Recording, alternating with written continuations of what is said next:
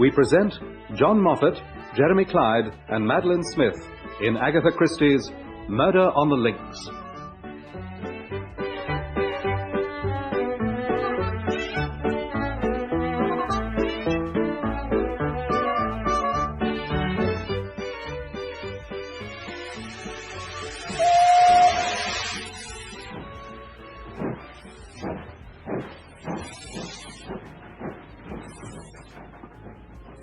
Damnation! Oh, I say. Oh, dear, did I shock you?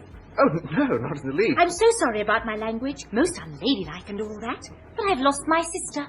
Really? That's most unfortunate. He disapproves. He disapproves of my unladylike language, of me, of my sister, which is most unfair because you haven't even seen her. Well, now, look here. Say no more. Nobody loves me.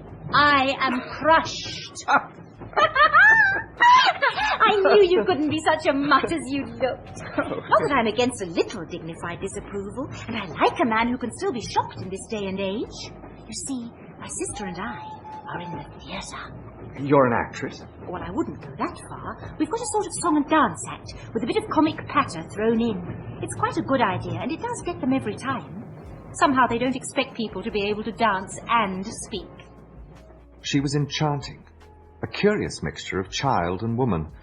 Though perfectly worldly wise, there was yet something oddly ingenuous in her single-minded determination. We're going to make money, I'm sure of it. If only she hadn't missed the bloody train. Oh, dear. Go again. It was a day in early June.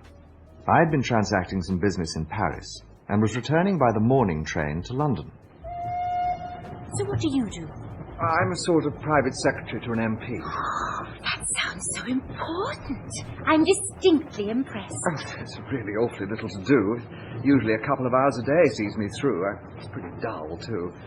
I don't know what I should do if I hadn't something to fall back on. Your etchings? No. I share rooms with a very interesting man. He's Belgian. He's set up as a private detective in London, now that he's retired from the police.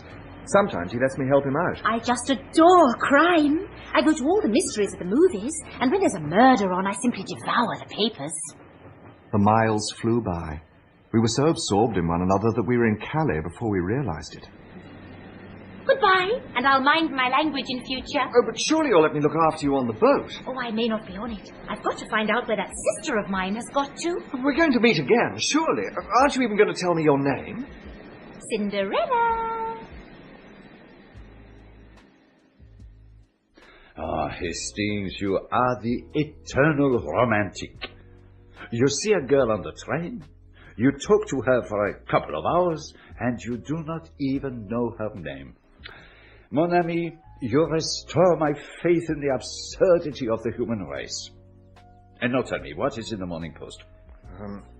2 bills, a letter from the Boy Scout. No doubt they wish me to deliver a lecture. And this, postmarked Merlinville-sur-Mer. Oh, let me see. That's somewhere between Calais and Boulogne, isn't it? Listen to this. Dear Monsieur Poirot, I am in need of the services of a private detective. On account of a secret I possess, I go in daily fear of my life. I am convinced that the danger is imminent, and therefore beg that you lose no time in crossing to France. I will send a car to meet you at Calais if you will wire me when you are arriving. I shall probably need your services for a considerable period of time, as it may be necessary for you to go to Santiago. Oh. P.T. Renault. And there is a postscript. For God's sake, come.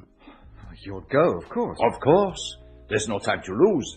The Continental Express leaves Victoria at 11. You will accompany me? Oh, but Poirot, I've only just... come. After all, who will ever notice your absence? Who is this chap, anyway? A well-known South American millionaire. Come, let us pack. At Calais there was no car to meet us, but Poirot did not seem unduly put out and promptly hired one. A little way outside Merlinville, a girl with the figure of a young goddess showed us the rough, narrow road that led to the Renault house, the Villa Genevieve. What did I tell you, Hastings? The eternal romantic. But didn't you think she was beautiful? Oh, mon ami, two people rarely see the same thing. You, for instance, saw a goddess. while What did you see? I saw only a girl with anxious eyes. Something's wrong. There are police everywhere. What's happening? You can't go any further, monsieur. But we have to see Monsieur Renault. This is his villa, isn't it? Yes, monsieur, it is his villa. But I'm afraid that Monsieur Renault was found dead this morning. Do you mean he was murdered? I cannot answer any questions, monsieur. Very well. Will you have the goodness to see that this is taken to the commissary at once? What is his name? Inspector Bex. My dear Monsieur Poirot, your arrival is most opportune. You have information to give which may assist us? Possibly you know it already. Were you aware that I had been sent for by the dead man? What? It seems he knew an attempt was to be made on his life. He sent for you? Well, that upsets our theories considerably. Let me take you to the examining magistrate. He's in the salon. Most extraordinary. But what is this secret he mentions? What a pity he wasn't more explicit. We're much indebted to you, Monsieur Poirot. I hope you will do us the honour of assisting us in our investigation. I did not arrive in time to prevent my client's death, but I feel myself bound in honour to discover the assassin. I am sure that Madame Renault will wish to retain your services. And I am sure Monsieur Giraud of the Sûreté, whom we expect at any moment, will be grateful for your assistance. And Monsieur Bex, perhaps you will be so good as to give Monsieur Poirot an outline of the case. The first sign that something was wrong was early this morning when Françoise, an old servant, found that the front door was open. She thought that her master had gone out for a stroll. A little while later, Léonie, the young maid, went to call her mistress and found her gagged and bound, and almost at the same moment, news was brought that Monsieur Renault's body had been discovered. He'd been stabbed in the back. Where was the body found? Well, that is one of the most extraordinary features of the case. The body was lying face downwards in an open grave, just a few yards outside the villa grounds. And how long had he been dead? According to Dr. Durand, he died sometime between midnight and 3 a.m. And Madame Renault's evidence narrows the time to after 2 a.m. Death must have been instantaneous and naturally could not have been self-inflicted. What did she tell you? We've not been able to question her. She's still under sedation. What have you gathered from the other people who live in the house? Well, the chauffeur is on holiday and Monsieur Renault's son Jacques is away. Which leaves us with the 2 women servants. I was about to interview them when you arrived. I hope you will do me the honour of being present at my interrogation. Françoise Arichet. You have been in service at the Villa Genevieve for a long time? I was here for 11 years with the old countess, and when the villa was sold, I agreed to stay on with it. Now, I understand that when you came down this morning, you found the front door was open. Was that right? Yes, that's right. I remember that I heard him lock up last night after she left, and... Just a moment. After who had left? The lady who came to see him. And who was she? Well, how should I know? Well, I'm sure you know very well who she was, and you're obliged to tell the police. Who was she? I never thought I'd be mixed up with the police. Very well, I'll tell you.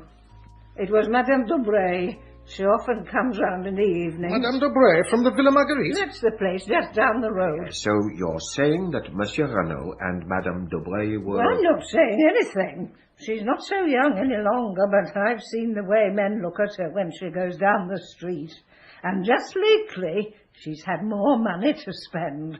Everyone's noticed. And can you tell us what time Monsieur Renault let her out? About 25 minutes past 10. Do you know what time he went to bed? I heard him come up about 10 minutes after we did. The stairs creak so that you can hear anyone going up and down. Thank you, Françoise. That will be all. Léonie Hollande. Now, mademoiselle, I understand that it was you who admitted Madame Daubreuil last night. Not last night, monsieur. The night before. But Françoise has just told us that Madame Daubreuil was here last night. No, monsieur. A lady did come to see Monsieur Renault last night, but it was not Madame Daubreuil. This lady was much younger. And there is one other thing. And what is that? I think she was English. At least she was speaking to Monsieur Renault in English, and he was speaking English as well. When he opened the door to let her out, he said, "Yes, but for God's sake, go now." Thank you, mademoiselle. Is that all? For the present.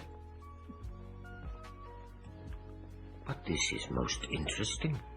Show Monsieur Poirot the letter. The letter? The letter we found in Renault's overcoat. It was written in English and was obviously from a woman. Thank you, Monsieur Bex. Perhaps you would care to read it to us, Hastings? My dearest, why have you not written for so long? You do love me still, don't you? I can't live without you. Sometimes I fancy another woman is coming between us. If that is so, take care. I'd as soon kill you as lose you to another woman. I mean it. How can I convince you how much I love you? Your own adoring Bella. And what do you make of it, monsieur? It would seem to offer a very simple explanation for the murder. But crime passionnel does not really answer to the facts of the case. It does not account for the masked men or for Renault's letter to you. Though there is one other thing. And what is that? The dead man's will. Take a look. Everything left unconditionally to his beloved wife Eloise. Simply drawn up, but perfectly legal. Perhaps you have not noticed... The date? Yes, I noticed it. A fortnight ago. Possibly it marks his first intimation of danger. Don't you think it's a little hard on his son? It leaves him entirely dependent on his mother, and if she were to marry again... Oh, man is a vain animal. Doubtless Monsieur Renault was certain that his wife would never marry again. Or perhaps he thought it would be wiser to leave all the money in his wife's hands. The sons of rich men are notoriously wild. It may be as you say.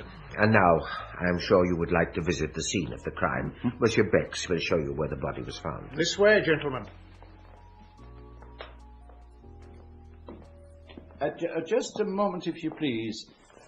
That room there, is that Monsieur Renault's study? You would like to see it? Thank you. Monsieur Renault was evidently a man of taste and order. Everything in its place. Except for the hearthrug. It is crooked. What have you found? A scrap of paper. In France, as in England, the domestics omit to sweep under mats. Do you see what it is? A fragment of a cheque. It appears to be made out to someone named Duveen. And if I am not mistaken, the handwriting is that of Monsieur Renault. I really cannot imagine how I came to overlook this. Renault's chequebook was on his desk. I remember noting that, but the last counterfoil is blank. The murdered man's body lay in a shed at the back of the house. Monsieur Renault looked to be about 50 years of age. His skin was deeply bronzed. On his face was an expression of absolute amazement and terror. Have you any idea with what weapon the crime was committed? It was left in the wound. Here it is. Yeah, it looks like a paper knife. It is remarkably sharp. A nice little tool for murder. No fingerprints? None. Monsieur? Yes? What is it? Madame is much recovered and ready to receive the examining magistrate. Tell Monsieur Autet and say that we will come at once. Very good, monsieur. Monsieur Renault wore only underclothes under his overcoat? Yes. Monsieur Autet thinks that is rather a curious point. And his overcoat is unusually long.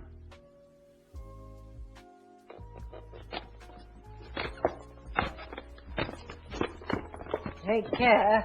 The stairs are rather worn. And noisy, too. They creak fit to wake the dead. Servants' quarters are along there. Come in.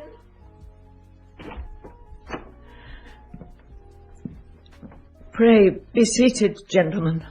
I hope that it will not distress you too much to tell us what happened last night. Not in the least. I know that you must act swiftly if you're to catch my husband's murderers. It might tire you less if I were to ask you questions. Now, what is the first thing you remember? I felt a hand being pressed over my mouth. The light was turned on. There were 2 men in the room. Can you describe them? I could see very little of their faces. They were masked. One was very tall and had a long black beard. The other was shorter and stout, and his beard was red. He was the one who was holding me. He forced a gag into my mouth and then bound up my hands and feet. And what about your husband? They forced him into the room next door. I could hear them talking in Spanish. They said something about a secret. They wanted to know where it was hidden. And then they hurried my husband out of the room. He was only half dressed. The tall man said, "One sound and you're a dead man." I must have fainted after that. And do you have any idea for what they were searching? None whatever. Tell me, madame, had your husband shown any sign of anxiety before the attack? He seemed distracted, and he wouldn't tell me what was wrong. Were you aware that he had called in the services of a detective? A detective? Yes, this gentleman, Monsieur Hercule Poirot. Madame? I had no idea of this. I see. What time was the crime committed? I remember hearing the clock on the mantelpiece strike 2. There's a watch on the floor. It looks as if one of the men trod on it. It's mine. It must have fallen off the dressing table. But it says 7 o'clock. Let me see. The glass is broken, but it is still going. But it's only 5 o'clock now. It is of no importance. Are you aware that your husband had a visitor last night? No. Who was it? A lady. Indeed. Forgive me, madame, but do you recognize this? Yes. That's my little paper knife. But was that... Yes, madame. Your husband was killed with this weapon. They took it from my dressing table. It was a present from my son. It was made from a streamlined airplane wire. He was in the Air Force during the war. Which brings us to another matter. Where is your son now? He's on his way to Buenos Aires.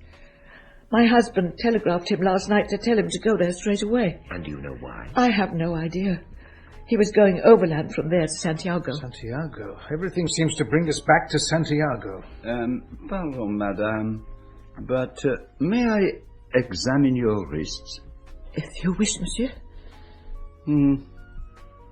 They must cause you great pain. There was a look of disappointment in his eyes. The magistrate led Madame Renault down the stairs and out to the shed to identify the body.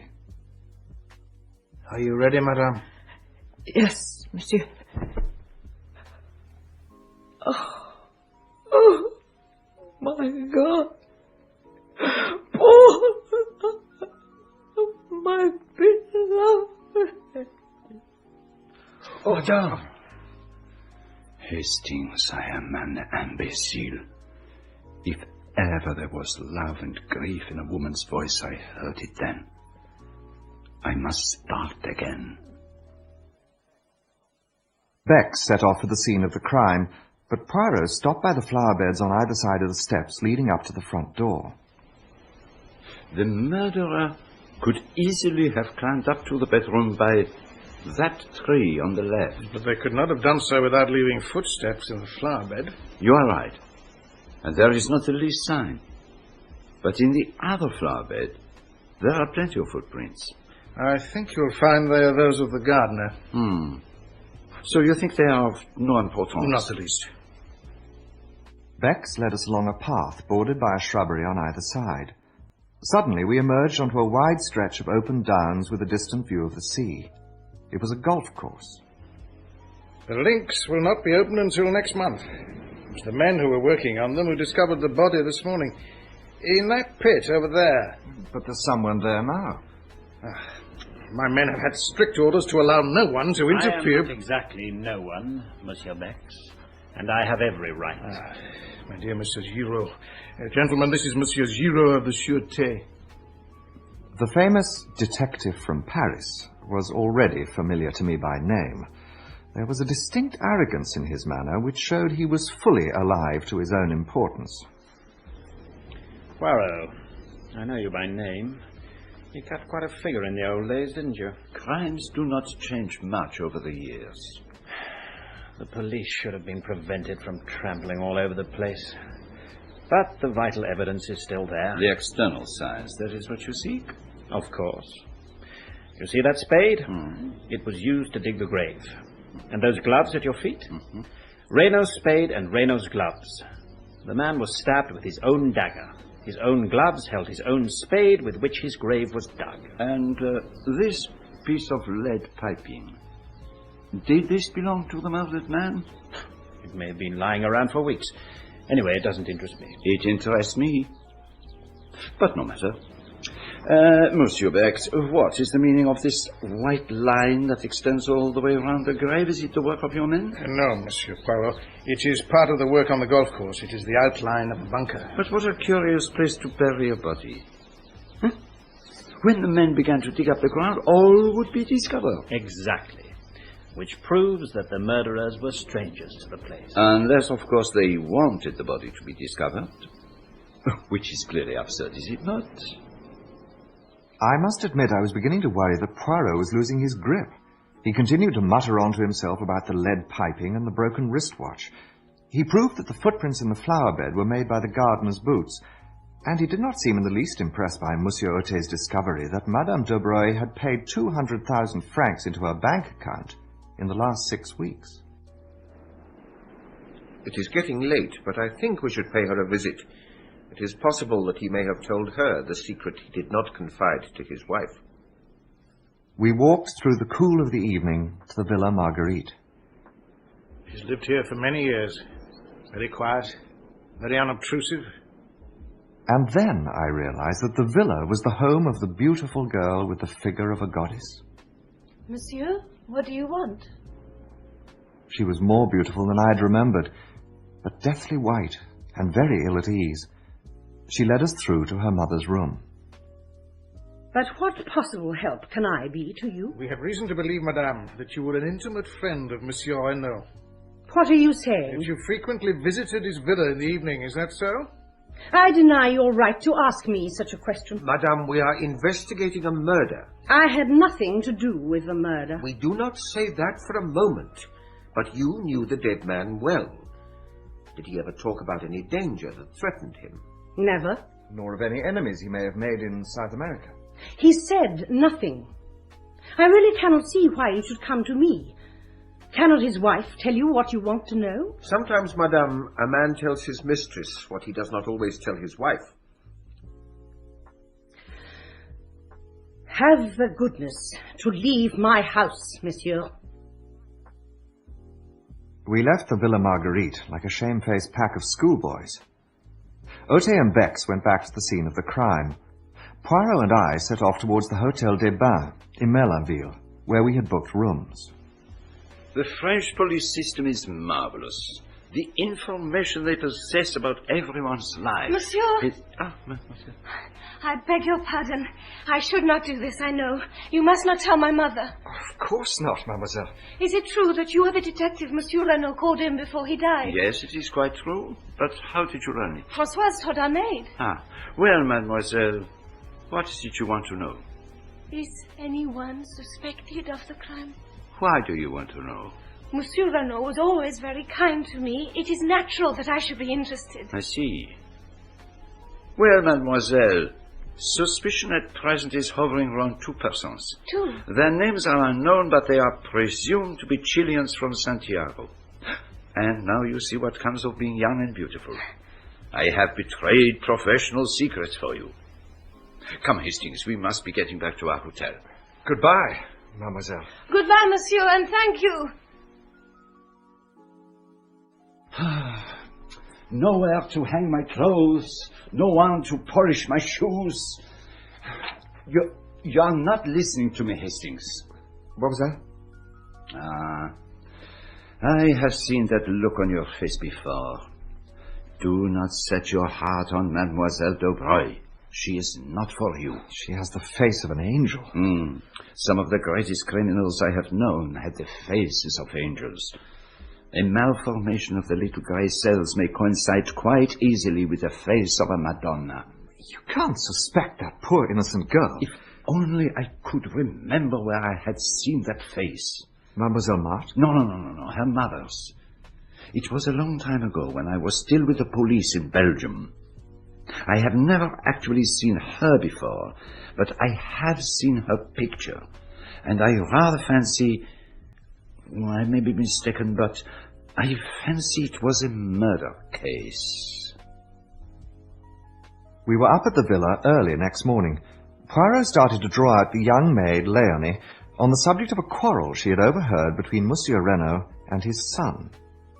I was dusting the salon and I saw him pass, and his face was white, white with 2 burning spots of red.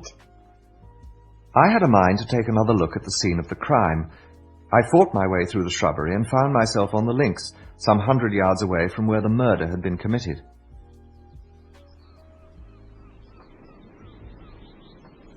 A young lady was standing with her back to me, gazing out towards the sea. She turned and looked at me. What are you doing here? Cinderella. When I last saw you the day before yesterday, you were going home to England like a good little boy.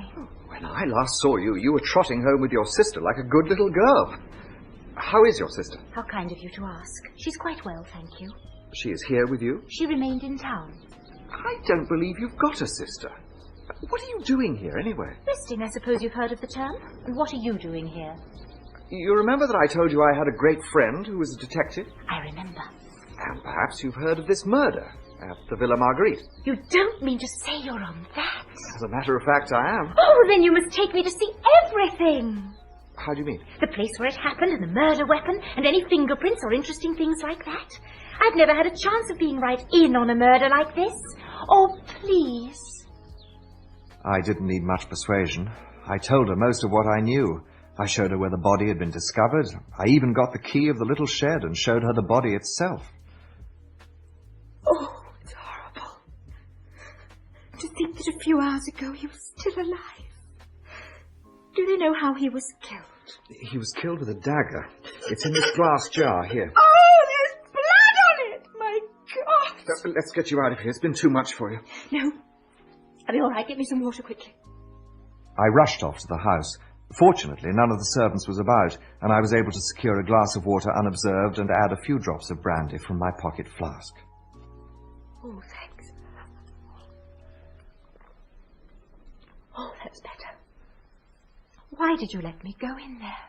Because you insisted. It was your idea. I suppose it was.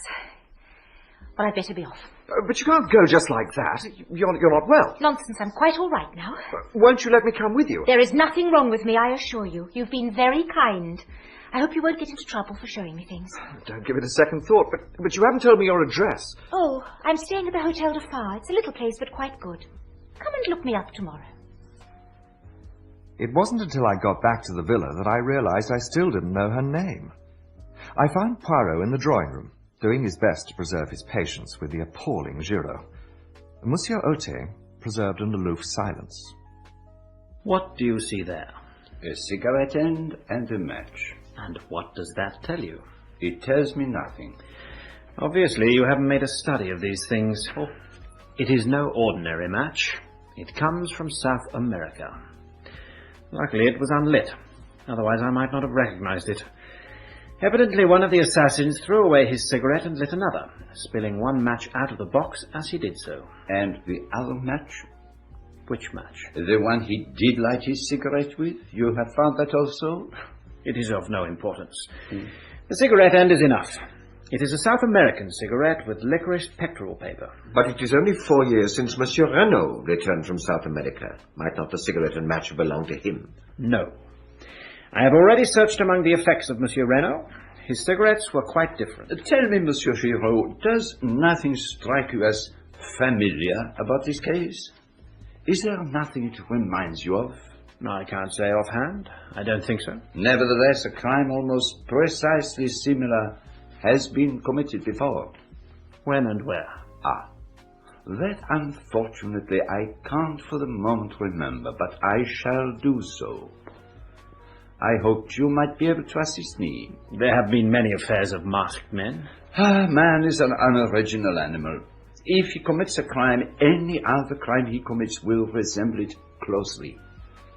The English murderer who disposed of his wives by drowning them in their baths is a case in point. Where is all this getting us? When you have two crimes, precisely similar in design and execution, you find the same brain behind them both. I am looking for that brain, Monsieur Giraud, and I shall find it. I'm sorry, monsieur, but he insisted... Forgive me for disturbing you. Who the devil are you?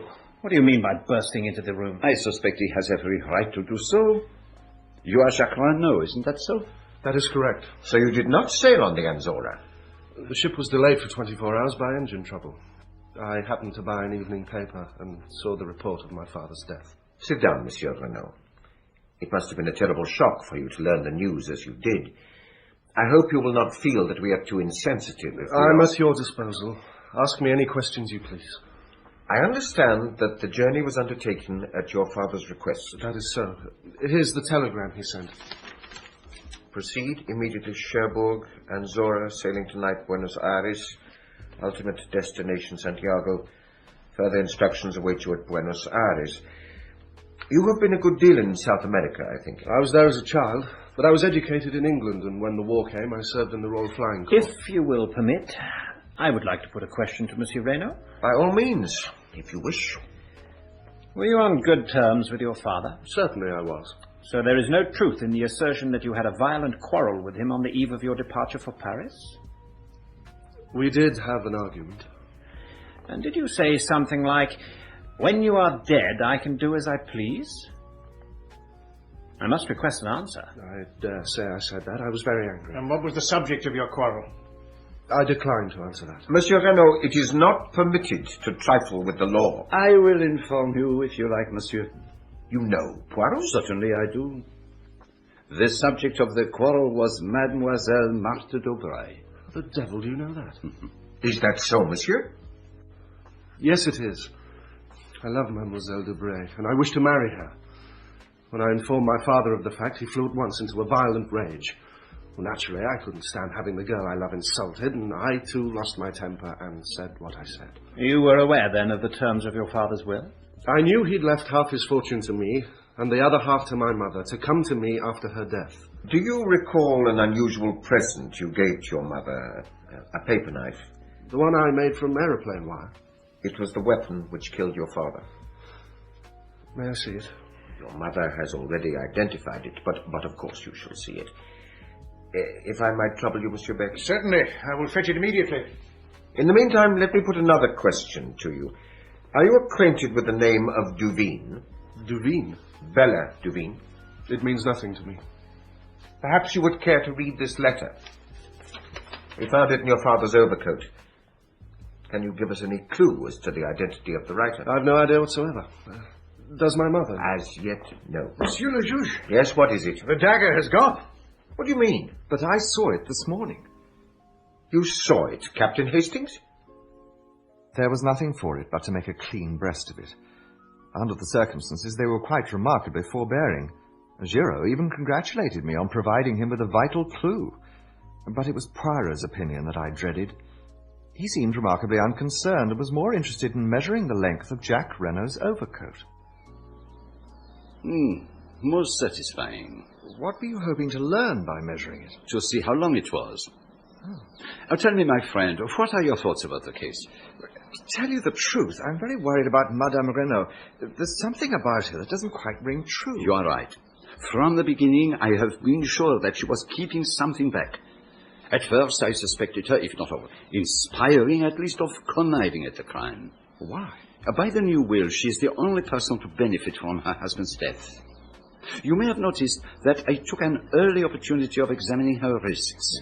I wished to see whether there was any possibility she had bound herself. And had she? The cords had been drawn so tight as to cut into the flesh. There was no possibility she could have done it. But still there was something familiar about the story of the masked men and the secret. And there was the little matter of the wristwatch. What about it? Now, it is time to employ the little grey cells, my friend. When did the crime take place? Madame Renault said she heard the clock strike 2 while the men were in the room. And she was lying. The crime took place at least 2 hours earlier. For some reason, it was imperative that it should appear to have taken place later than it actually did. You have heard of a smashed watch recording the exact hour of the crime? Yes, but the watch... The glass was broken, but the mechanism of the watch kept going, which drew my attention to 2 important points. First, that Madame Renault was lying. Second, that there must be some vital reason for the postponement of the crime. And that reason may have been that the last train left Merlinville at 17 minutes past 12. So that if the crime appeared to have taken place 2 hours later, anyone leaving by that train would have an unimpeachable alibi. Exactly. But so we must inquire at the station. They can't have failed to notice 2 foreigners who left by that train. Oh, my friend. Surely you do not believe all that rigmarole about the masked men? But Renault's letter, the secret, and Santiago. I'll take my word for it, Santiago is a red herring. The danger that threatened him was near at hand, in France. Well, then, what really happened? Only one person could tell us that. Madame Renault. As I said, I suspected her at first, but... What made you change your mind? Her spontaneous grief at the sight of her husband's body. I could swear that was genuine. And she actually fainted. Oh, it was no fake. Tell me, Hastings, what is the explanation of the open door? I suppose it was simply an oversight. There is something about it which for the moment I cannot fathom. But one thing I am fairly certain of, they left by the window. But there were no footprints in the flower bed underneath. No, and there ought to have been. In the other bed, there were plentiful impressions of the gardener's big hobnail boots. In the other, none. Someone had smoothed over the surface with a rake. But I must be going. The train to Paris leaves at 2:25. Why are you going to Paris? To look for the murderer of Monsieur Renault. I shan't be away long. Stay here and cultivate the society of Jacques Renault. Which reminds me, how did you know about him and Marthe Daubreuil? Oh, my friend, I know human nature. Throw together a boy like young Renault and a beautiful girl like Mademoiselle Marthe, and the result is almost inevitable. And remember, she has anxious eyes. What do you mean by that? I fancy, my friend, that we shall see before long. But I must be on my way. I'll come and see you off. You'll do nothing of the sort. I forbid it. There was nothing I could say to that, so I let him go. I strolled down to the beach in the hope that Cinderella might be disporting herself in some wonderful costume, but there was no sign of her. So I decided to try the Hotel du Phare. I'm sorry, but there's no such lady staying here. But the lady told me herself. She must have made a mistake. There's been another gentleman here inquiring for her. He described her in just the same way. What was he like? He was a small, plump gentleman, very neat, with a stiff moustache. So that was why he refused to let me accompany him to the station. I felt angry and betrayed. Why did he have to meddle in everything? I went to bed that night in a distinctly bad humour. The following morning was heavy and overcast, and an unwelcome surprise awaited me at the Villa Genevieve. It is terrible. There is a curse upon the house. They should send for Monsieur le Curé to bring some holy water. Never will I sleep another night under this roof. But what has happened? Have you not heard? There's been another murder. Who has been killed? How should I know? He is a stranger. They found him up there in the shed, not 100 yards from where they found poor Monsieur Renault. And that is not all. He was stabbed with the same dagger.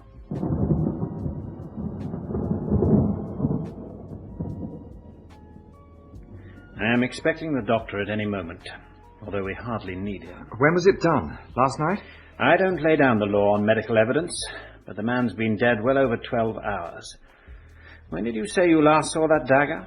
About 10 o'clock yesterday morning. Then it was probably not long after that. The body was dragged in here after the killing by 2 people.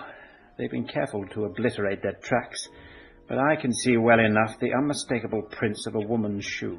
She is here, monsieur. Show her in. Madame Renault, this is the man. Do you know him? No. I have never seen him in my life. You do not recognize him as one of your assailants? No. I do not think so. Thank you, madame. That is all. The doctor is here. Good morning, Monsieur Giraud. At last. We will leave you to get on with your work. Come, Mr. Hastings. There's something I want to show you. Just take a look at this. A woman's hair. It was wrapped round the handle of the dagger. A long black hair. Does it suggest anything to you? Well, I guess... It suggests to me Madame Daubreuil. But there will be time enough to go into that. I shall confront her and her daughter with the body. But there's something else. Did you look at the victim's hands? No, I can't say that I did. The nails were broken and dirty, and the skin was hard. They were not the hands of a gentleman, but he was dressed as one, and none of his clothing is marked. Monsieur Giraud. Well, Doctor, was I right? The man was killed shortly after 10 yesterday. Monsieur Giraud, that man has been dead for at least 48 hours, and probably longer. The whole thing was utterly fantastic. And then a telegram arrived from Poirot. His train would arrive at Merlinville at 12:28. And needless to say, it was late. It occurred to me that I might pass the time by asking a few questions as to who had left by train on the night of the murder. No, monsieur, there were no foreigners. Very few people took the train. I would certainly have noticed. Did young Monsieur Renault leave by that train? Oh, no, monsieur. What possible reason could he have for arriving and departing within half an hour? You mean that he arrived at Merlinville that evening? By the last train, 11:40. Ah, mon cher ami, how good of you to come and meet me. Oh, I thought that was what you expected. I have succeeded beyond all expectations. Congratulations. Have you heard the latest here? No, how could I possibly hear anything? We must go up to the villa at once. There has been another murder. Another murder? Ah, then all my ideas are wrong. I have failed. It demolishes my theory. It ruins everything. Oh, no, it is impossible. I cannot be wrong. Unless what? Unless the victim is a man of middle age, his body was found in the locked shed near the scene of the crime and had been dead at least 48 hours. Why, you're pulling my leg. You've heard all about it already. Would I do such a thing? No, I assure you that I have heard nothing whatsoever. Then how on earth can you know that? I was right then. The little grey cells, they told me. Come, let us cut across the golf links. I want to take a look at the body. Why are you so interested in a bundle of rags? What do you make of them? Old clothes of the gardeners. If you say so. Dr. Giraud. What is it? There is foam on the lips. You observed it? I didn't notice it, I must admit. But you observe it now? Oh, certainly. It is a very strange wound. It has not bled. Now, what do you think, Doctor? And the dagger is slightly discolored, that is all. I agree, it is most abnormal. It is not abnormal at all. It is perfectly simple. The man was stabbed after he was dead. You noticed, of course, Monsieur Giraud. Certainly, I noticed. But how was he killed, Poirot? He was not killed. He died. He died, if I am not much mistaken, of an epileptic fit. Poirot was the hero of the hour, but he was terribly concerned that his moustaches had grown limp in the heat of the railway journey, and we returned to the hotel. And just look at my tie. It is a disgrace. Could you pass me the pomade? Here you are. Why did you go to Paris? To find this newspaper cutting. You recognize the photograph? Madame Daubreuil. No. Not quite correct, my friend. She did not call herself by that name in those days. That is the notorious Madame Beroldi. Madame Beroldi? Do you remember the name? Wasn't she the one who was accused of murdering her husband? Just so. She was found in her bedroom, bound hand and foot with her husband dead beside her, and there was some story about masked Russians, but... Yes, that's just like... No. Do not agitate me. The moustaches are at a critical point. And there were two other men in the case, a lawyer called Georges Conneau, who was supposed to have been her lover, and a rich American called... Hiram P. Trapp. And she was supposed to have got Conneau to murder her husband so that she would be free to marry the millionaire. And when Conneau found that he had been used by her, he wrote to the prosecutor making a public confession. He was never found, and she, somehow or other, was acquitted. She swore that she had nothing to do with the planning of the crime. That Conneau had killed her husband out of love for her, and that the first she knew of it was when she saw Conneau standing over her with the blood-stained knife in his hand. But didn't they prove she could easily have got out of her bonds? They did. But she was a very beautiful woman, and her address to the jury was a masterpiece. She had a small child, I remember. A little girl. Whatever became of her? She left to begin a new life in Paris. And nothing more was heard of her. I see everything now. What exactly do you see? But that it was Madame Daubreuil who murdered Renault. Why? What? Why should she murder Renault? Well, because... You see, we can find no shadow of a motive. She does not benefit by his death. Considered as a mistress or as a blackmailer, she stands to lose. You can't have murder without a motive. And there is something that you are forgetting. And what's that? It was not Madame Daubreuil who told us this tale of being tied up by masked men. It was Madame Renault. And so, we draw nearer to the truth, which is, as always, very curious and interesting. What else have you found out? I have discovered what Monsieur Renault sent for me to discover. And you know the murderer? I know one murderer. What do you mean? That we have here not one crime, but two. The first I have solved. The second, I must confess I am not sure. But I thought you said the man in the shed died a natural death. Still you do not understand. One may have a crime without a murderer, but for two crimes, it is essential to have two bodies. Enter. Monsieur Jacques, please come in. You got my little note? Yes, I did. I'm sorry to oblige you to come out here, but you will perhaps understand the atmosphere of the villa is not very congenial to me. Monsieur Giraud and I do not see eye to eye. I can't bear the sight of him. He's an arrogant idiot. Then may I ask a little favor of you? Well, certainly. Would you be so kind as to go to the railway station and take a train to the next station along the line, Abalac?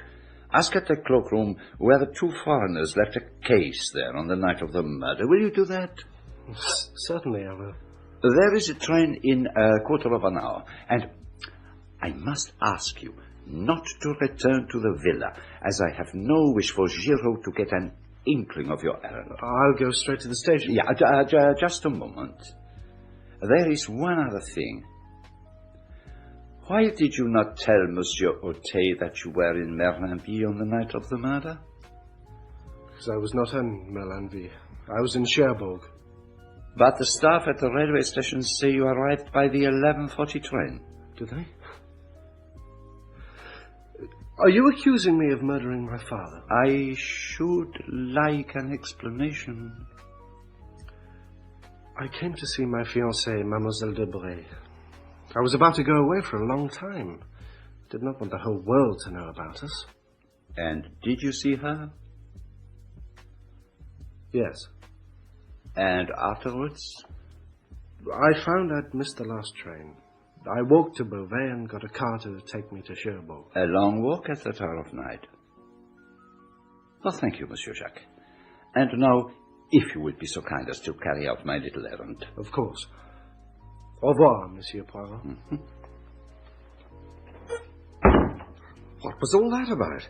Why are you sending him off to Abalac? Oh, come, Hastings. Surely it is obvious. Oh, you want to get him out of the way? Ah, your penetration is amazing. Now, let us go up to the Villa Genevieve.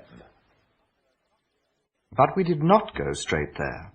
Instead, Poirot decided that we should hang about outside the Villa Marguerite, hoping that Mademoiselle Marthe might come into the garden. And, eventually, she appeared. Mademoiselle, a little word with you. What is it, Monsieur Poirot? You remember asking me if anyone were suspected of the crime? Yes, monsieur. You said they were looking for 2 Chileans. If you were to ask me that question again now, I should give you a different answer. Who then? Jacques Renault. But that's impossible. You know, of course, that he was here on the night of the murder. Yes, he told me.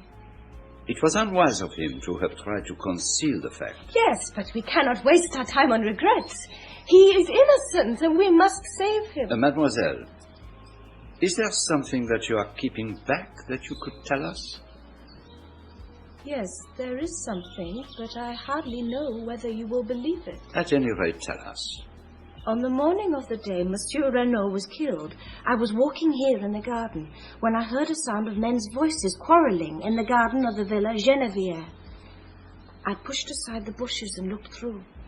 One of the men was Monsieur Renault, and the other man was a tramp, a dreadful creature in filthy rags. He was asking for money.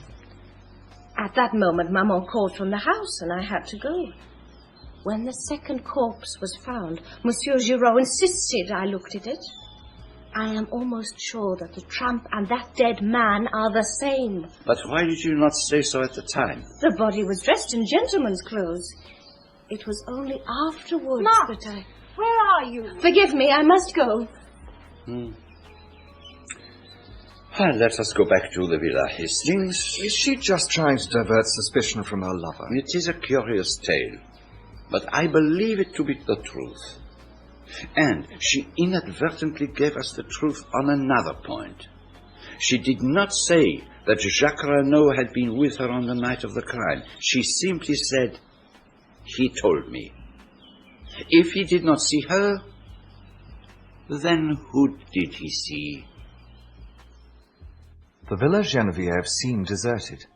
Poirot led me swiftly to Jacques Renault's room and very methodically started to search through the cupboards and the desk.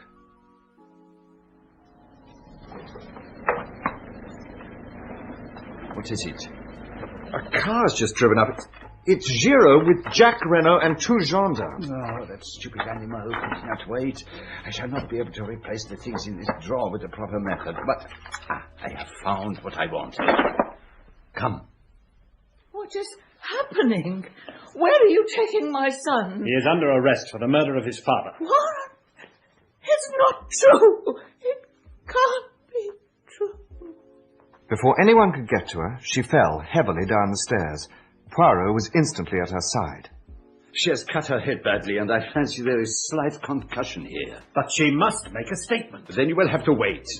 She will probably be unconscious for at least a week. A doctor was sent for, and we left Madame Renault in the capable hands of Françoise. Giraud went off with his captive. Poirot decided he wanted sea air. We will sit on this little mound and review the case. Do you believe Jack is guilty? There is just a chance of it. But Giraud, of course, has got it wrong. The gravest charge against Jacques Renault is known only to me. What is that? Now, if you would use your little grey cells and see the whole case as clearly as I do, you too would perceive it. Think, my friend. Arrange your ideas. Be methodical. There is one thing. Well? There's someone we've forgotten. And who is that? Georges Connor. Excellent. Carry on. Well, he disappeared 20 years ago, but we've no reason to suppose he's dead. Proceed. Therefore, we will assume that he is alive. Perhaps. Or that he was alive until recently. Better. Let us presume that he's fallen on evil times. He's become a tramp. And quite by chance, he comes to Melanville. And there he finds the woman he never ceased to love. Always the romantic. No. Let me go on. He finds that she has a new lover, Monsieur Renault. He lies in wait for him as he comes to meet his mistress and stabs him in the back. There's a terrible scene with Madame Daubreuil, and he suddenly falls down in an epileptic fit. Jacques Renault suddenly appears... No. This is a tale for the cinema. It bears no sort of resemblance to everyday life. Well, I admit I haven't got into all the details, On the contrary, you have ignored every one of them. Now, let us start from the basic fact of Georges Renault. It is possible that he contrived Madame Beroldi's story about being tied up by Russians all those years ago. It is equally possible that he contrived the tying up of Madame Renault. He is the most likely person to be behind the affair. Now, let us go through the case chronologically. You have a notebook and pencil? Yeah. Good. 23rd of May. Monsieur Renault quarrels with his son over the latter's wish to marry Marthe Daubreuil. Son leaves for Paris. 24th of May. Monsieur Renault alters his will, leaving entire control of his fortune in his wife's hands. 7th of June. Quarrel with tramp in garden. Letter written to Hercule Poirot imploring assistance. Telegram sent to Jacques Renault telling him to proceed to Buenos Aires. Chauffeur sent on holiday. Visit of a lady that evening. But who was she? The woman called Bella Duveen, his mistress. And how do we know that? By the letter found in his overcoat. But what makes you think that letter was written to him? Well, it was in the overcoat. Are you suggesting it was planted? I am suggesting it was not his overcoat. You remember that on examining the dead man's overcoat, I suggested that it was overlong? I also measured the overcoat of Jacques Renault. It was short. So, when he flung out of the house for Paris after the row with his father, he took the wrong overcoat. So, the letter was written to Jacques Renault. Exactly. So, now we know why Belle Duvine came to the villa that night, though whether she hoped to see Jacques also, we do not know. She told Monsieur Renault she had a claim on Jacques and showed him letters Jacques had written to her. The older man tried to buy her off by writing a check, which she tore up. In the end, he got rid of her, and you remember the words overheard by the maid Léonie? Yes, but for God's sake, go now. He was desperately anxious to get her out of the way. Time was slipping by, and for some reason, time was precious. Why should it be? That is what we must ask ourselves. Time was important. Do not forget the incident of the wristwatch. You always keep coming back to that. I don't see where all this is leading us. Why can't you simply tell me who killed Monsieur Renault? That is just what I am not sure of. That's typical. You ridicule all my ideas, but when it comes down Patience, my friend. Remember, it is 2 crimes we are investigating, for which, as I have pointed out, we have the necessary 2 bodies. Now, let me ask a question. Whom do we believe to have planned the crime? You just told me. Georges Conneau. And we know the crime to be a fake. And that Madame Renault is lying to protect someone. Perhaps her son, perhaps the man she loves. But if Conneau planned the crime and she did it for the man she loved, then she loved Georges Conneau. If you look at it like that. Who then is Georges Conneau? The tramp.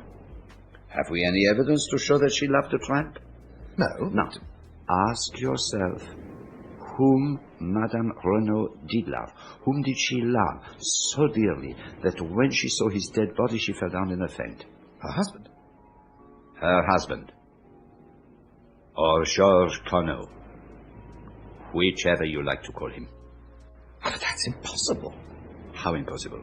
Because it would mean that Renault planned his own murder. Well, mon ami, that is exactly what he did do. But how could any man in his right mind... There is one detail that perhaps escapes you. He did not intend to die. It is almost simple, really. Georges Conneau flies from justice to Canada. There, under an assumed name, he marries and goes to South America, where he acquires a large fortune. 20 years elapse, and he deems it safe to return to Europe. And ill fortune, or obscure justice, if you wish, takes him to Merlinville, and to the one person in the whole of France who is capable of recognizing him, Madame Daubreuil. And she bleeds him heavily. Then the inevitable happens. Jacques Renault falls in love with Marthe Daubreuil and determines to marry her. The life that Conneau has rebuilt as Renault is about to collapse like a house of cards. There is only one way of escape. Death. He must appear to die, in reality escaping to a foreign country where he will start again under yet another assumed name and where Madame Renault would eventually join him. But where were they going to get the body from? Oh, who knows? Chance played into their hands. A violent and abusive tramp finds his way into the garden. There is a struggle, and the tramp falls down in a fit and dies. But he didn't look in the least like Georges Conneau. Exactly. So the identification must rest solely on Madame Renault's evidence. The chauffeur and Jacques Renault are both got out of the way, and having heard of me, as a rather obscure elderly detective, he wrote his appeal for help, knowing that when I arrived, the production of the letter would have a profound effect. So, they dressed the body in a suit of Renault's clothes, and Renault, or Conneau, or whatever you call him, was going to shuffle off on the last train dressed in the tramp's clothes. So he binds and gags Madame Renault, and then slips out in his overcoat to bury the body on the golf course where it will easily be found. Excellent. Just so. Well, then what happened? Then the justice that he had so long eluded overtakes him. An unknown hand stabs him in the back. Now, Hastings, You understand what I mean when I talk of two crimes. What about the piece of lead piping? Bravo! You remember it. To disfigure the victim's face so that it would be unrecognizable. And the dagger?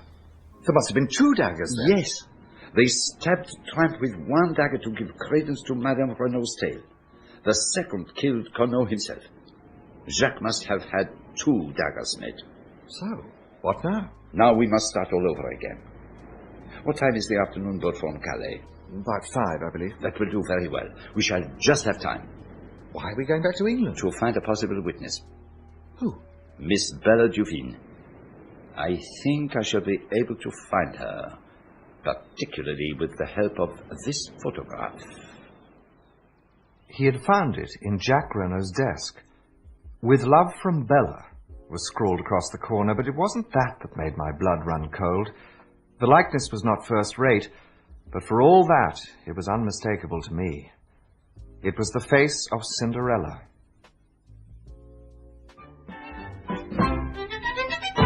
The Dulcibella Kids. That was the name she and her sister were known by. And Poirot tracked them down to a nasty little theatre in Coventry. There she was. There they both were. One flaxen-haired, one dark, matching as to size, with short, fluffy skirts and big bows in their hair. They danced and did quite tricky acrobatic feats. Charming, don't you agree? I don't think I can sit through the rest of the bill. I need a breath of fresh air. I'll see you back at the hotel. Go by all means, mon ami. I shall stay to the end.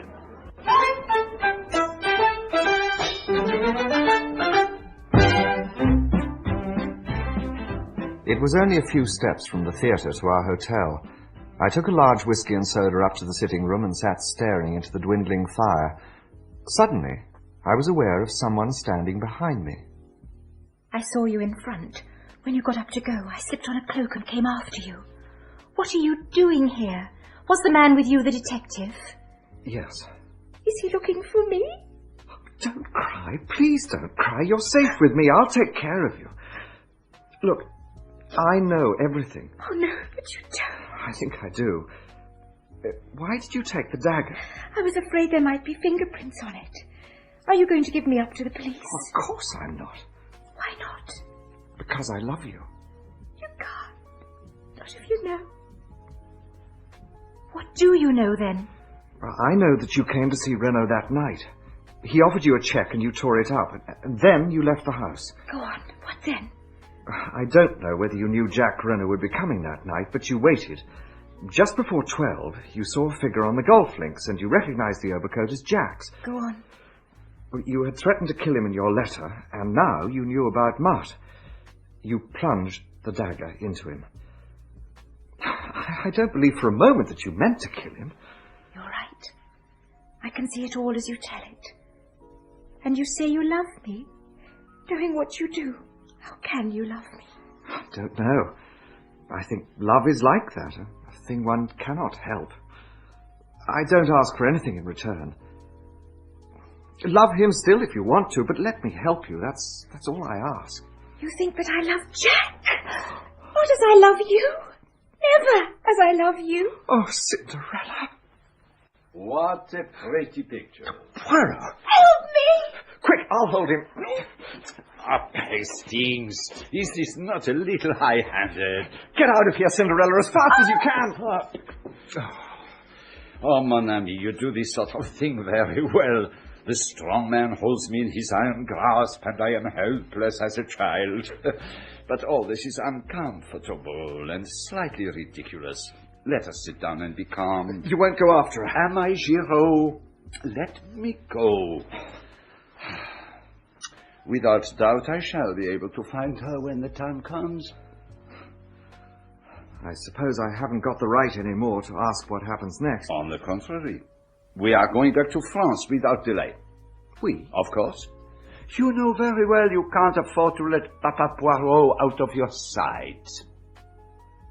We crossed the channel by the morning boat and went straight back to the Hotel des Bains. A letter had been left for Poirot at the reception desk. Dear Monsieur Poirot, If you get this, I beg of you to come to my aid. I have no one to turn to. And at all costs, Jacques must be saved. I implore you on my knees to help us. Marthe Daubreuil. You'll go? At once. I was in despair. I had no idea what to do. They won't even let me visit Jacques in prison. And I'm going mad. Is it true what they say, that he doesn't deny the crime? I fear so, mademoiselle. But it's impossible. He couldn't have done it. I don't believe it. Neither do I believe it, mademoiselle. But then why doesn't he speak? I don't understand. Perhaps because he is screening someone. Screening someone? Do you mean his mother? I suspected her from the very beginning. Who inherits all that vast fortune? She does. It is easy to wear widow's weeds and play the hypocrite. Mademoiselle, if we are to work together, we must have things clear. First, I will ask you a question. Yes, monsieur? Are you aware of your mother's real name? There. No. Calm yourself, Petite. I see that you do know. Now, a second question. Did you know who Monsieur Renault really was?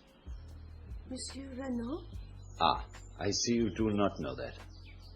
Then I shall explain a few of the facts to you, but I must be brief. We have to go to Saint-Omer to be present when Jacques is brought before the court. Please save him, monsieur. I love him so.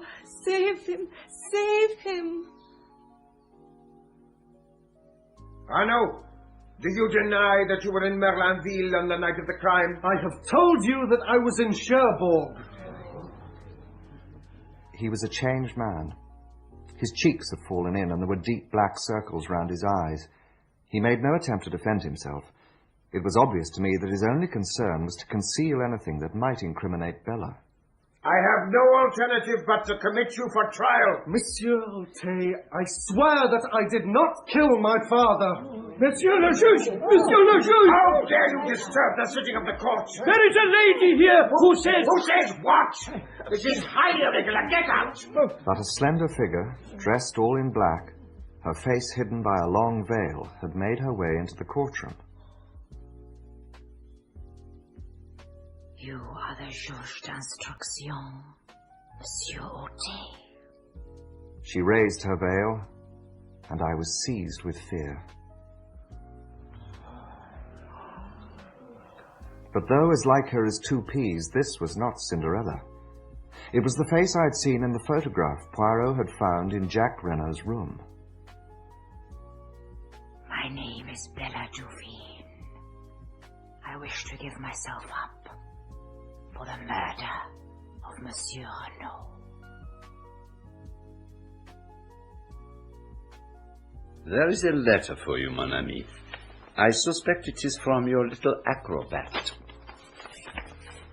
My friend, you will know all by the time you get this. Nothing that I can say will move Bella. She has gone to give herself up. You will know now that I deceived you, and that where you gave me trust, I repaid you with lies. But once I knew that you thought I was Bella, and that you intended to save me, I knew I had to use you to help me save her. So I went on lying. But as soon as Bella read in the paper that Jack had been arrested, it was all up. I'm very tired. I can't write anymore. Dulcie Duveen. And you mean to say you knew all along? Yes, my friend. Why didn't you tell me? To begin with, I could hardly believe it conceivable that you could make such a mistake. The sisters are very alike, but by no means incapable of distinguishment. Why didn't you tell me that night in the hotel in Coventry? You were rather high-handed in your methods. You did not give me a chance. And I was a little hurt at your want of faith in me. But where am I to find her? There's no address on the letter. There's a French stamp, that's all. No. Do not excite yourself.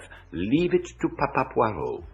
I will find her for you as soon as I have a few minutes. Ah, Monsieur Jacques. My heartiest congratulations. I had to come and see you. What's going to happen to Bella? I went through all that to protect her, and now it's all no use. If I were you, I should not distress myself unduly. The French courts are very lenient to youth and beauty and the crime passionnel. I've treated her shamefully. I should have told her the truth after I met Marthe, but I was too much of a coward. Could you tell us exactly what did happen on that terrible evening? Well, as I told you, I came from Cherbourg to see Marthe. The train was late and I decided to take a shortcut across the links. Then I heard a strange cry. It wasn't loud, a sort of choke and gasp. I came round the corner of a bush. In the moonlight I saw a figure lying face downwards with a dagger sticking in his back. Then I looked up and saw her. She was looking at me as though she saw a ghost. All expression seemed frozen out of her face by horror. Then she turned and ran. And afterwards? I thought I'd better get away as fast as I could. I went back to Cherbourg. Thank you. There is something you should know. Your mother has regained consciousness. I am about to go to the Villa Genevieve. Will you come with us? I will come, but I would like to ask a favour of you. Whatever you wish. How would it be if you went on first to break the news to Mother that I'm free? While you break it in person to Mademoiselle Marthe. Of course, by all means. But let us be off. When we got to the villa, Poirot insisted on going up to see Madame Renault alone, while I paced about the salon. It was some time before he reappeared, looking unusually grave. I would hardly have credited it, but women are very unpredictable. What has happened? I fear we are in for serious trouble. Madame Renault... Here are Jack and Marthe. We came as quickly as we could. It is better you should not go up. Your mother is very upset. But I must see her. No, Monsieur Jacques. But Jacques and I... In any case, do not take Mademoiselle with you. And if you do insist on going up... I thank you for your good offices, Monsieur Poirot. But I will make my own wishes clear. Mother. I am no mother of yours. You are no son of mine. From this day and hour, I renounce you. Mother, what have I done? Your father's blood is on your head. You thwarted and defied him over this girl. And by your heartless treatment of another girl, you brought about his death. Tomorrow, I intend to take such steps as shall make it certain you shall never touch a penny of his money. Make your way in the world as best you can, with the help of a girl who is the daughter of your father's bitterest enemy. Slowly and painfully she went back up the stairs. Jack Renault swayed and nearly fell.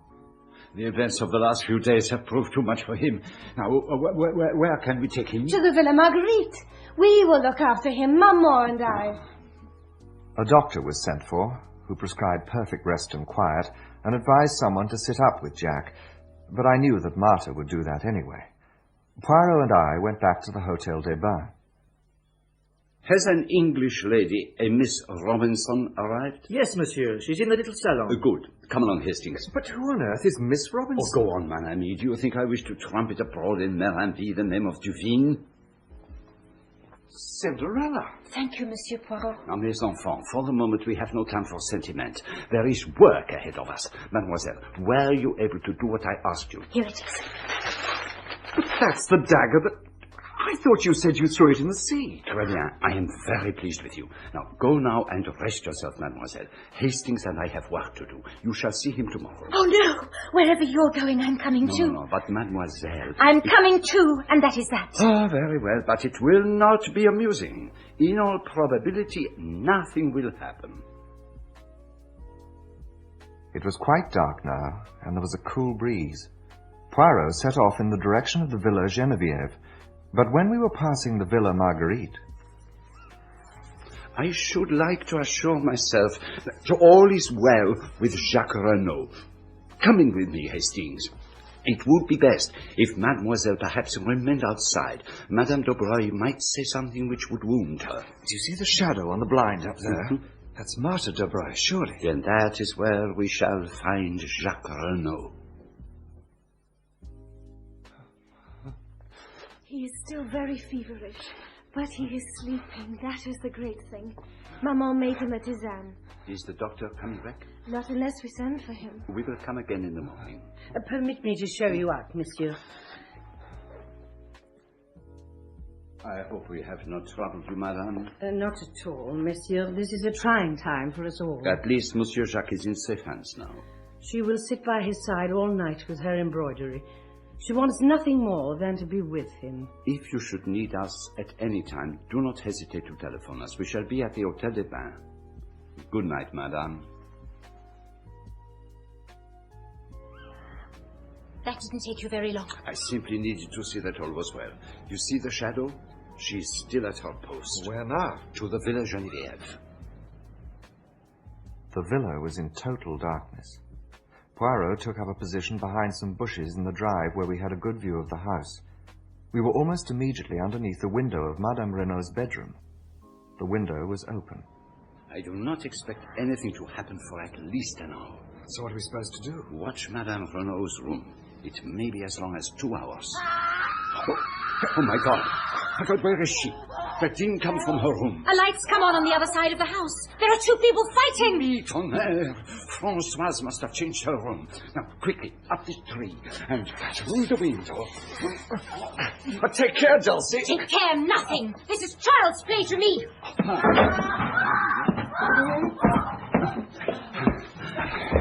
Oh, Dieu, the door of the room is locked and bolted. It will take too long to burst it open. Where is Françoise? Let me try. No, it is useless. Françoise! You're wasting your energy. I'm the only one who can do anything. Huh? Where are you going? I'm going to climb round to the window by the outside. No, be careful, you'll be killed. No, you forget she is a professional acrobat. Let us pray she is in time. Monsieur Poirot, what's going on? Why didn't you tell me she changed her room? Where is your mistress? In the room, down the passage, this way. But you can't get in. The door's locked and bolted on the inside. It's all over. What? She's safe? I got here just in time. God, you came. I was nearly strangled. Where is it? Over there. Dead? I think so. That marble fender's got a very sharp edge, and it was a very heavy fall. I'm sorry. Sorry. But for you, I would have been killed. But who is it? The murderer of Monsieur Renault and the would-be murderer of Madame Renault. The figure was wrapped in a fold of some dark material. I knelt down and lifted it up and looked into the dead, beautiful face of Marthe Daubreuil. No, my friend, it was not a dream. I simply don't understand. Surely it was Bella Duveen who killed Renault. She said she did, but that was simply to save the man she loved from the guillotine. But didn't Jacques Renault say that he... He said they both arrived at the scene at the same moment. Each took the other to be the perpetrator of the crime, but neither of them was the murderer. It was a cold-blooded, premeditated crime which could only have been committed by someone who knew what the Renaults themselves intended to do. And then I remembered what Marthe Daubreuil had told us about seeing the quarrel with the tramp. What if she had seen the tramp's death and not been called away by her mother, as she said? And what if she had heard the conversation between the Renaults which followed? What possible motive could she have had for killing Renault? Money. Renault was a millionaire several times over, and at his death, half of that vast fortune would pass to his son. Or that is what Jacques believed, and what Marthe counted on. But Renault stood inexorably in the way of her marriage with Jacques. She knew that he was planning to contrive his own death. She had only to step in at the right moment and turn the farce into grim reality. But what about the daggers? What about the one that Dulcie stole? Jacques had 3 daggers made. One he gave to his mother, the second to Bella, and the third to Marthe Daubreuil. That was why I asked your little friend to search among her sister's effects. Bella's dagger was safe at home. It was Marthe's dagger that killed Renault, and Madame Renault's dagger that was stuck into the body of the tramp. And then Marthe realized that she had to kill Madame Renault to prevent her cutting Jacques out of her will. That was a little contrivance of my own. I persuaded Madame Renault to play that little scene in front of the young couple so that Marthe would be forced out into the open. What absolutely bewilders me is how she managed to get to the Villa Genevieve before we did. Oh, that is quite simple. She slipped out of the Villa Marguerite by the back way while we were talking to her mother in the hall. But the shadow on the blind. We saw it from the road. Ah, my friend, what an imbecile I was. It was the shadow of her mother. One is old, one is young, but the profils are exactly alike. But for your little acrobat with her wrists of steel, we would certainly have been too late, and Marthe Daubreuil would have escaped through the window. When did you first begin to suspect her? When she told us she had overheard the quarrel in the garden? My friend, do you remember when we drove into Menace that first day? You asked me if I had noticed a young goddess standing at the gate, and I replied that I had seen only a girl with anxious eyes. That is how I have thought of Marthe Daubreuil from the beginning. The girl with the anxious eyes. Why was she anxious? Not on Jacques Renault's behalf, for she did not know then that he had been in Menace the previous evening. By the way, how is Jacques Renault? Not much better, but he still knows nothing. He's still at the Villa Marguerite, but Madame Daubreuil has disappeared. The police are looking for her. Was she in with her daughter, do you think? We shall never know. Madame is a lady who can keep her secrets. And I doubt very much if the police will ever find her. What is your friend Giraud going to say of all this? He knows already. He has a crisis of the nerves. He has been obliged to return to Paris. A few days later, Jacques Renault came to see us, with a resolute expression on his face. Monsieur Poirot, I've come to say goodbye. I'm sailing for South America almost immediately. I mean to start a new life out there. You go alone, Monsieur Jacques? My mother goes with me. I shall try. No one else? What do you mean? A girl who loves you very dearly, who has been willing to lay down her life for you? Bella, how could I ask her? After all that's happened, could I go to her? Women have an infinite capacity for understanding. Yes, but I've been such a damned fool. You have a new and wonderful life before you. Ask her to share it with you. You may not realize it, but your love for each other has been tested in the fire and not found wanting. You have both been willing to lay down your lives for each other. And what, you may ask, became of Captain Arthur Hastings and his little acrobat? I never knew your name was Arthur. It's a closely guarded secret. But what am I to call you? It can't be Bella, since it isn't your name, and Dulcie seemed so unfamiliar. Then you'll have to go on calling me Cinderella. And you all know how the best fairy tales come to an end.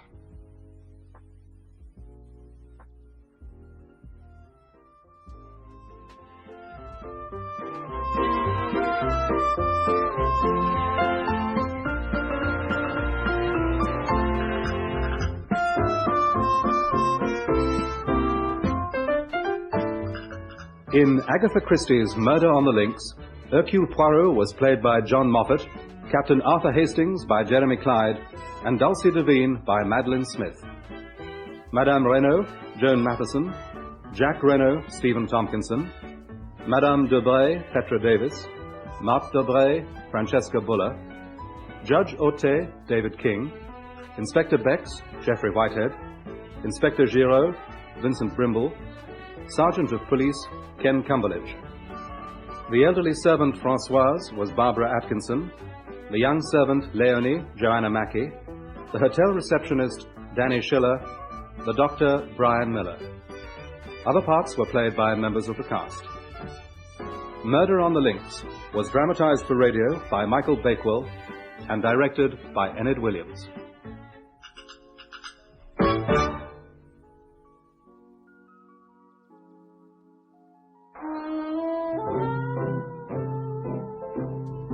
If you've enjoyed this production, you might also like to listen to... What was that? It sounded like a pistol shot. Oh, my God.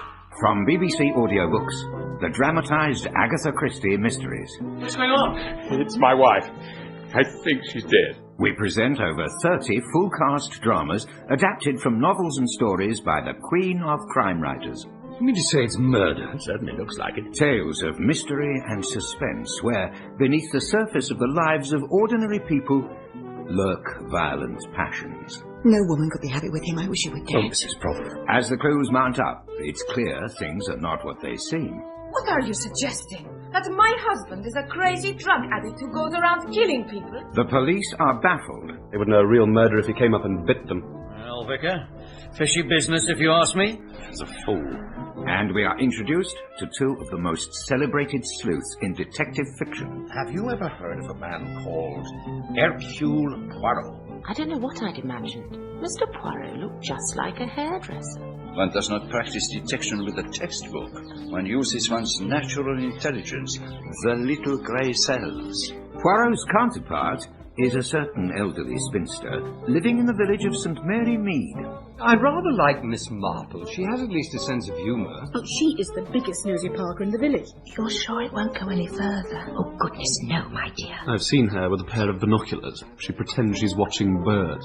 Yet the brooding presence of evil is never far away. For the first time, I feel really happy. And that's the way it's going to be from now on. Look out!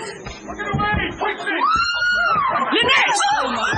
Appointment with Death, Murder on the Orient Express, A Caribbean Mystery, and 30 others, all available from BBC Audiobooks. There will be a considerable amount of unpleasantness. I knew that when Mr. Poirot had finished, one of the people in the room would be named as the murderer.